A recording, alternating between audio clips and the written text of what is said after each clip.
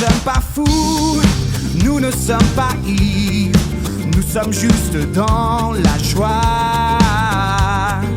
Une joie profonde, nos cœurs elle inonde. Cette joie, elle vient du ciel, non, nous ne sommes pas fous.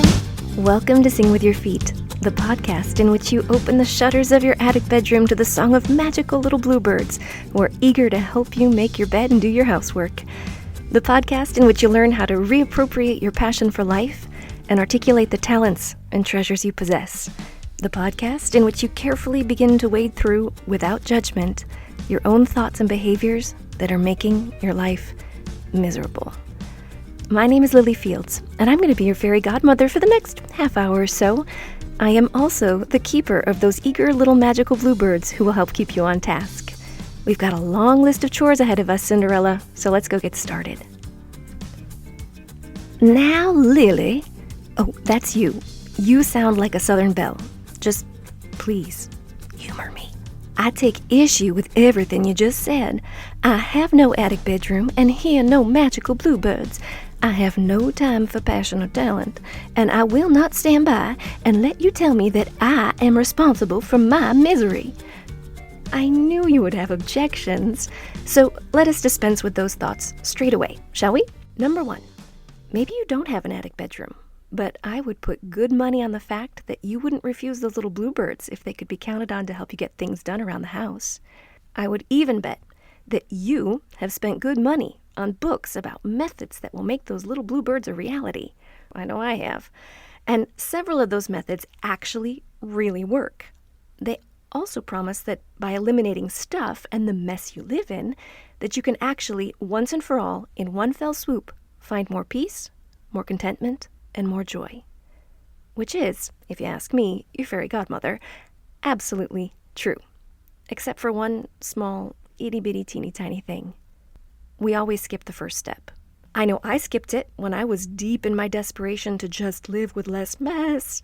And as I've deepened my understanding of what contentment and satisfaction and joy and peace really mean, I have come to realize that this first step is not optional. Even more, the first step is the one we must return to every single day, even if it's just for 5 minutes, so that we can check our progress. We'll talk a bit more about this step in a little bit, but let's move on to your second objection. I don't have time to think about passion or talent. Oh, let me say this, my dear.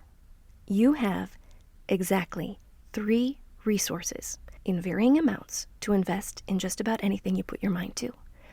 In today's episode, we're going to take a look at those 3 resources and ask a few questions about how you've been investing them, without judging you for your answers, of course.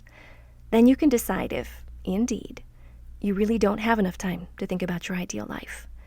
But please, just hear me out. And for your last objection, which was, I believe, you know nothing about me, Lily. How dare you say that I am responsible for my own misery? Oh, you're right, darling. I only have suspicions about you. I'm just wondering, just for fun, I want you to walk over to the mirror right now. Look yourself in the eye for 20 seconds. No flinching. Put me on pause. I'll be here when you get back. So, how difficult was that? What did you think about? Was it hard to look yourself in the eye? If your answer was, no problem, Lily, I love looking at me, well, then maybe I was wrong about you. But if you thought, oh, you again, then there might be something here for you today. It doesn't matter what you look like, or where you're from, if you're married, single, divorced, unemployed, underemployed, burned out, retired, parent, voluntarily childless, or struggling with infertility. Your self-worth is not built on any of those things. But Lily, you're going to say, if I had... No. But Lily, you don't know No. Your experience of your self-worth depends on one thing and one thing only. How you talk to yourself. Our days are made up of hundreds of little moments during which we cast judgment on ourselves. And me, I'm one of the worst offenders. Oh, I look like crap. Or, I'm losing my mind. Or, oh, what an idiot. Or, there you go again. I berate. You berate. We berate ourselves in ways that we would never speak to another human being. You've heard of the golden rule? It says, do unto others as you would have them do for you. Or that little Bible verse that says, love your neighbor as yourself. Both of those statements share one common foundational expectation, that we have a healthy relationship with ourselves. How in the world are you supposed to love others as yourself if you spend your time criticizing, judging, and tearing yourself down? It's a real problem when we come down to it, isn't it? If you're anything like me, you treat others better than you would ever treat yourself, and you end up worn out, exhausted from the giving. You don't know how to set boundaries because you feel like you don't deserve them. You are giving from an empty tank, and that can only go on for so long, darling. Both you and I, both Cinderella and Fairy Godmother, need to reform our wicked stepsister self-talking ways. In our last episode, I gave you homework. Your homework was to get up 15 minutes before anyone else in your home, make yourself a cup of coffee, and then sit down with a notebook and write down as many "in my ideal life, I am a person who" statements as you could. I call this doing my ideal life exercise. The act of writing out those statements, some big, like, "In my ideal life, I am a person who loves her neighbors and they know it," or some small statements like, "In my ideal life, I know the last time the toilet was scrubbed," helps to start sketching in the details of the life I want to have. When I look at those statements, it begs the question, what would it take for my neighbors to know that I love them? And how can I make progress towards showing my neighbors that I love them? Or, in the case of the latter, more glorious example, how can I make progress, or what easy method can I put in place to keep track of the last time that the toilet was scrubbed? The ultimate goal is progress. Daily, albeit imperceptible at times, progress towards becoming the person we desire to be.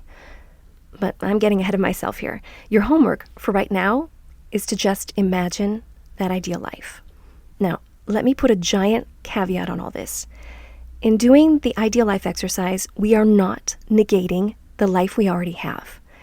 We are not seeking to change the husband we have, the children we have, the home we live in. We're not here to project ourselves into dreams about handsome princes and castles. We are here because we want to actively consent to the life that is ours. In so many ways, we feel like we didn't choose this. We feel like life snuck up on us and it took away who we were. It took away our identity. It turned us into someone that we don't even recognize anymore in the mirror. It puts us into circumstances that we never even wanted. My goal with the ideal life exercise is to choose. It's to choose what my life is going to look like and who I am going to be in that life. Now, remember, I'm not asking you to believe in anything. The only thing I am truly asking you to believe in right now is that you have a future. However, you knew there was a however coming, didn't you? For full disclosure, the ideal life exercise is my way of giving consent to God to go into those little areas of my life in which, honestly, I have trouble believing He might be interested, or the areas where, honestly, sometimes I don't really even want His input. But by telling God, for example, that in my ideal life, I am a person who has an awesome sex life, I am giving God consent to come into that part of my life, to start changing me, and to start changing my thoughts, so that I can become that person. And before you gasp like a nervous Nelly, yes, I do believe that God has thoughts about my sexuality, and that it is something that He cares very deeply about. Believe it or not, I have proof. But that's for another episode. Consider this. The ideal life exercise is a way to invite God into the parts of your life that you have walled off with disbelief. But that's enough for the spiritual stuff right now. There is a purpose for your life. From my vantage point, it is so freaking obvious. I mean, you're here after all. Think about all the random confluences of occurrences that had to happen in order for you just to exist. Think about all the random circumstances which conspired for you to be listening to me right now, reminding you that you exist for a reason and that there is a purpose for your life. Sometimes we get so sidetracked by urgency and disappointment and life that we become unable to see it. At some point, we have to set the counter back to zero take stock of our circumstances, take stock of our situation, take stock of our trajectory. We need to be willing to accept that this is where we're starting from. Then, we need to actively consent to what comes next.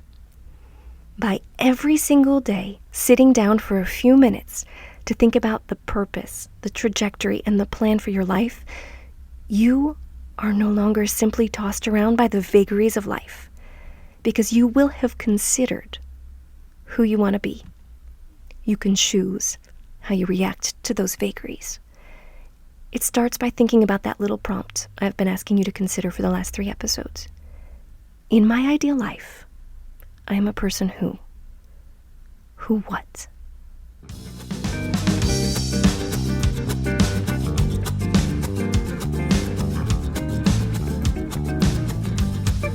Tonight, before you go to bed, I want you to try something. It's a little routine I swear by, one that even has a fancy French name. It's called mise en place. If getting up those little 15 minutes before the other people in your house is a challenge, please give this a try. And even if it isn't a challenge, give it a try, because it's a tiny little routine that's worth its weight in gold. Before you go to bed tonight, take 5 minutes and get ready for tomorrow. Specifically, get ready for those 15 minutes that you're going to spend doing your ideal life exercise first thing tomorrow morning. Prepare your coffee maker. Put in the filter. Measure out your coffee grounds and pour in the water. Get out your favorite mug and all the fixings you'll need. Put your favorite little spoon out next to your mug. Even drop your sugar cube into your mug, if sugar you take in your coffee. Then go to your designated spot, the place where you will be doing your ideal life exercise tomorrow morning. If it's the couch, fluff the pillow. Drape a blanket so that all you have to do is tuck it around you when you sit down tomorrow. Pull the coffee table closer so that you can easily reach it. Put a little coaster on the table just exactly where you're going to put your coffee cup. If your designated spot is a desk, then straighten your papers and make a nice little space where you can work. Put a cozy sweater over the back of your chair, just in case there's a chill tomorrow morning. Wherever you're going to do your homework, go put your notebook and your favorite pen. The nice pen. You know the one I'm talking about. Go put your pen and your notebook there right now. Oh, and a box of Kleenex. Prepare that space as if you were inviting over a good friend who needs a compassionate ear and might need a good cry. Do it tonight. Prepare everything as if you were eagerly anticipating an honored guest, because that is exactly who will be showing up tomorrow morning, 15 minutes before anyone else in your house wakes up. You will be showing up.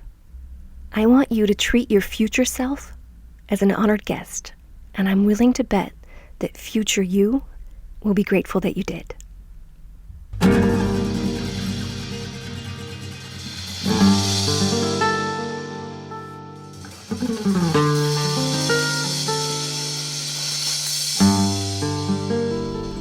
Where your treasure is, your heart will be too. Have you ever heard that said before? It's a Bible verse, and I'm sure that you're getting really tired of me, your fairy godmother, quoting things like that. But, like the golden rule we talked about earlier, we really shouldn't throw the baby out with the bathwater on this one. Have you ever accidentally almost dropped your brand new iPhone in the toilet? And then I think you can agree, there is some truth to that little Bible verse. But let's define the word treasure, though. I want to submit to you that there are 3 main resources that you will find in your heart. The first one, it's your time. There is no treasure more precious than that one commodity, the one of which we can get no more, no matter how hard we try. Our time is irreplicable, irreplaceable, incompressible. How we spend our time is one of the places we're going to find our hearts. The second place we're going to find our heart is in our talent. The things we're good at, either because we've worked hard at them or because they come naturally to us. Very often, those are the things that we can do with no regard to time because we enjoy doing them. For some people, balancing a checkbook is a breeze. For others, it's baking cookies. For me, it's writing and making music and being creative. I can already hear the objection forming in your little country bumpkin mind. But Lily, I don't have any talents. Well, darling, remember last episode? I talked about an exercise in which you were to go back over the first 18 years of your life and find one positive memory for each year. If you haven't done that yet, you really should. You might be surprised to find that you used to sparkle, and even that some of the things you used to love to do are things that you might still enjoy, if you were willing to invest a little bit of that ever-fleeting resource of time into them again. Your third resource is your treasure. That is, your money, your possessions, your stuff. Where your treasure is, your heart will be too. And this has never been more clearly illustrated than when you watch your brand new iPhone taking a plunge towards the toilet bowl. You may not have a lot of treasure, or you may have so much that you don't even know what to do with it all. In either case, the quantity is not what's important. It's how you feel about it that's important. Is your treasure something that used to bring joy, peace, and comfort? Is it something that you view as a gift entrusted you to make your life and other people's lives better? Or is it something that no matter how much you accumulate, you can never have enough? And the more you have, the less satisfied you feel. If that's where your heart is, you're going to get no judgment from me. I know exactly how you feel, because I've been there. I have been on that vicious cycle of wanting, scheming, possessing, and regretting since the day I was born. It is possible to get off of what is called in the psychological literature the hedonic treadmill, what I call the cycle of the imperfect life. It's possible, but it's hard. We won't be able to tackle all that in today's episode, but we will eventually get there. Just to recap, you have 3 resources: your time, your talent, and your treasure. These 3 resources, in varying degrees and varying measures, are what make up your bags of gold. We talked about the story of the bags of gold in episode 2. We talked about the story of 3 men entrusted with different numbers of bags of gold and how they either invested them and won praise, or how they buried it in the backyard and got scolded for it. No matter how short on time you think you are, no matter how shy you feel about your abilities, no matter how insignificant your treasure seems, these are the resources you have. You can either invest them in ways that will make this world a better place, or you can bury them in your backyard. I, for one, want to see you embrace who you were meant to be. I want to see the world become a better place because you are sparkling again. You are special. You are unique. You bring something to the table that nobody else does. No one in all human history ever possessed the same recipe of geekiness, goofiness, talent, vice, virtue, and exasperatingness. Oh, don't give me that look. Remember, I have enough hope for both of us, and I'm the one holding the magic wand.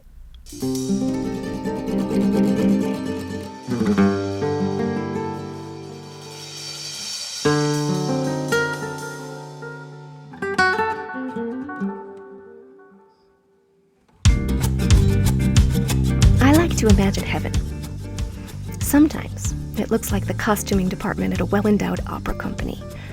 Sometimes it's like being at a music festival where big names like King David and Mozart and Elvis are headlining. There is never a line for the bathroom and nobody's drunk. It's fabulous. I also imagine heaven like being at an airport. Me? I'm just sitting there on my suitcase, minding my own business, waiting for my flight, reading my copy of the National Enquirer, just like my Gigi used to do. Hey, Agent K said it's the best investigative reporting on the planet, and I believe it.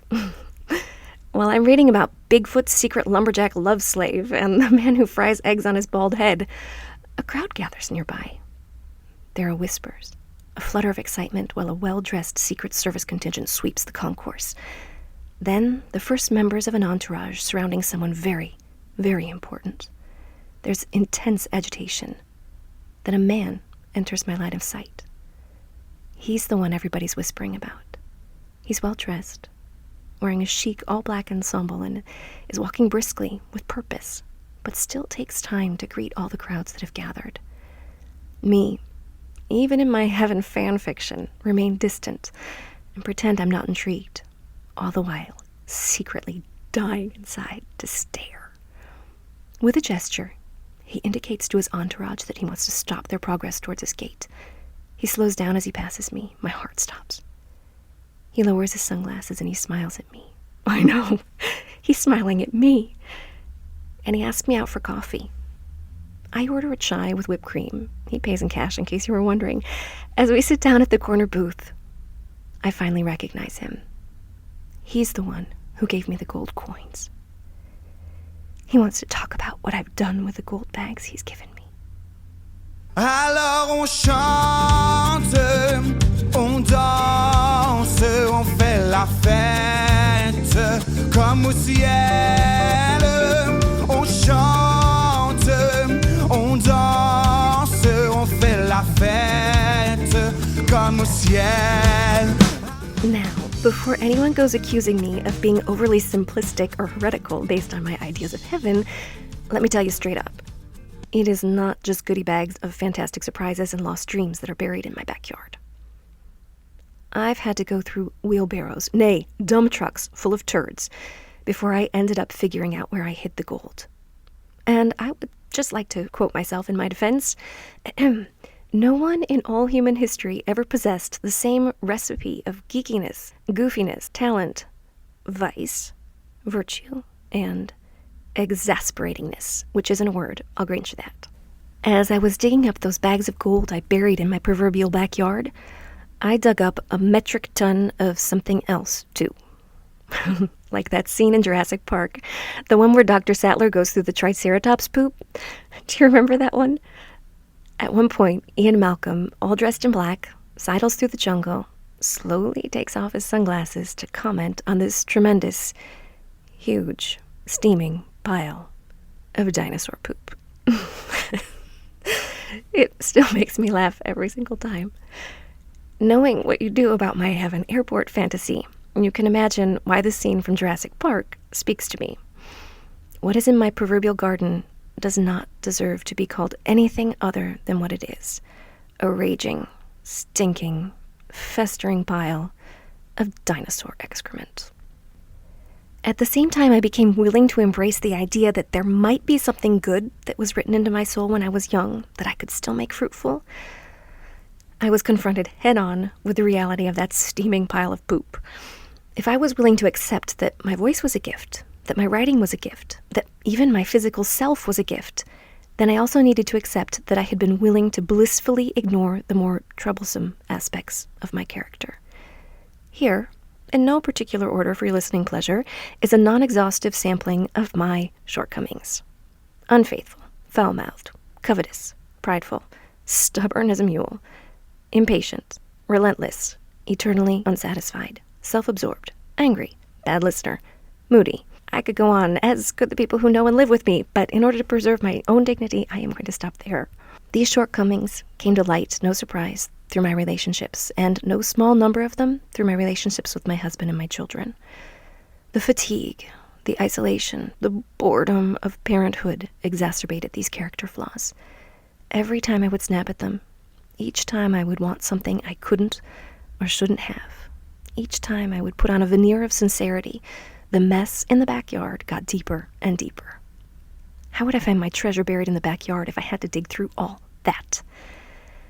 The problem is that criticizing myself and berating myself for all of my shortcomings only served to stir up my perfectionism. Stewing on my faults only made it worse.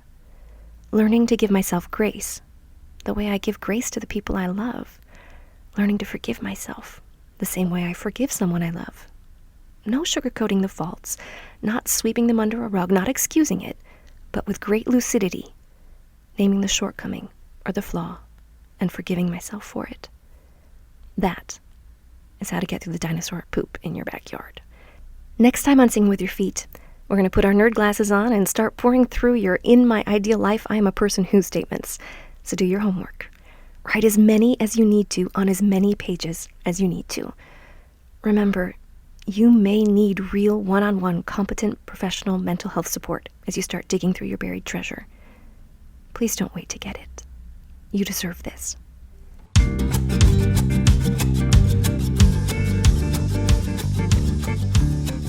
Please subscribe to the podcast.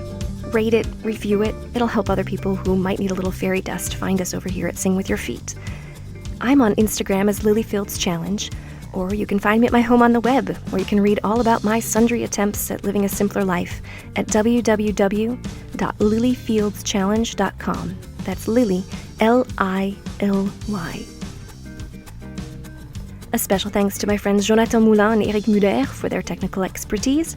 Also, a grand merci to Seven Productions for the use of the song La Joie for the intro and outro to the show, to Matt Kugler who sang it, and Claude Ekwe who wrote it. This is your fairy godmother signing off. Just remember, it is never too late to start singing with your feet.